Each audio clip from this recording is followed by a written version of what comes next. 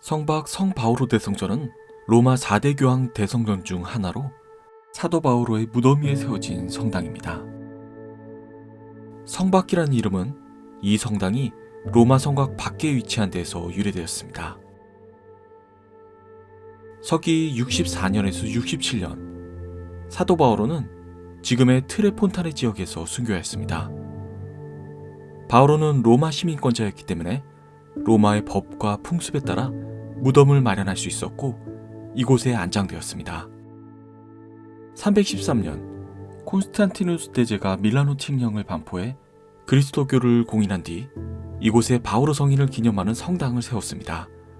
처음에는 소규모 성당이 건립되었고 이후 테오도시노스 1세 황제가 대규모 바실리카 양식으로 확장하여 5세기 초에 완공되었습니다. 여러 차례의 지진과 침략 그리고 홍수에도 불구하고 오랜 세월 동안 옛 바실리카의 모습을 간직해온 성박 성바오로 대성전. 그러나 1827년 7월 15일 한밤중에 일어난 대화재로 인해 웅장했던 성전은 앱스 부분만 남긴 채 순식간에 잿더미로 변했습니다. 15세기 동안 이어져 온 신앙과 예술의 유산이 단 하룻밤 사이에 사라진 로마교회 역사상 가장 안타까운 비극 중 하나였습니다. 이후 레오 12세 교황 때부터 유럽 각국의 도움으로 복원이 시작되어 1840년 복자 비오 9세 교황 때 재축성되었습니다. 그래서 신랑의 천장에는 비오 9세의 문장이 장식되어 있습니다.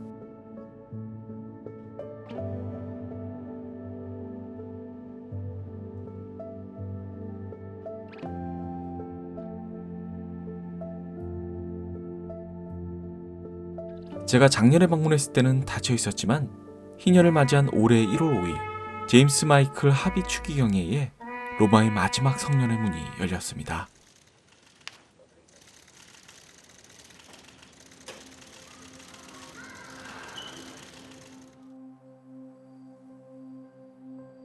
성박 성바오로 대성전은 5개의 회랑이 평행하게 나란히 배치된 구조로 중앙 회랑 하나와 양쪽에 각각 2개의 층랑이 있습니다. 각 회랑마다 화강암 기둥이 줄지어 있는데 일부는 고대 로마 포노 로마노의 에밀리아 공회당에서 가져온 곳이라고 전해집니다.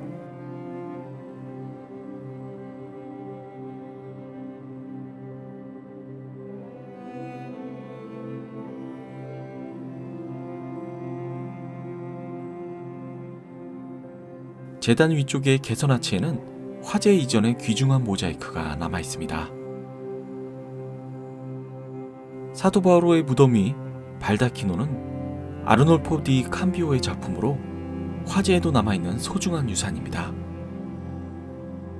발다키노 아래 지하로는 바오로 사도의 무덤이 있는데 주제대 아래 유리와 철망 너머로는 바오로 사도의 석관 일부를 볼 수 있습니다. 바닥의 유리 아래의 돌 구조물은 옛 대성전의 앱스의 일부로 초기 대성전의 흔적을 보여줍니다. 또한 이곳에는 사도 바오로가 순교하기 전 감옥에서 차고 있던 쇠사슬이 보존되어 있습니다.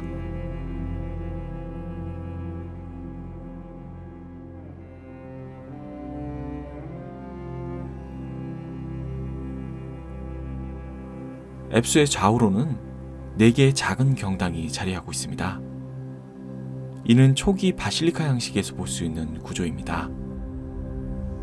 성전 측면의 기둥 위에는 초대 교황부터 현재 교황까지의 원형 모자이크 초상화가 장식되어 있습니다. 현재 교황님의 초상화에만 조명이 들어와 있는데 이는 지금 살아있는 교황은 오직 한 명이라는 의미와 교회의 계승성을 상징합니다.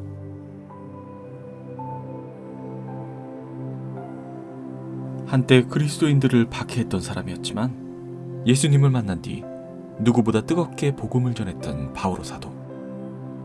그의 무덤 위에 세워진 이 성전은 우리에게 변화의 용기와 새로운 시작의 희망을 일깨워줍니다.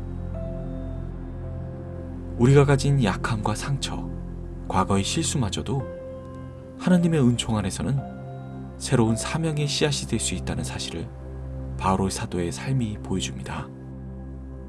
성박 성바오로 대성전을 순례하며 여러분도 잠시 자신의 삶을 되돌아보셨으면 합니다.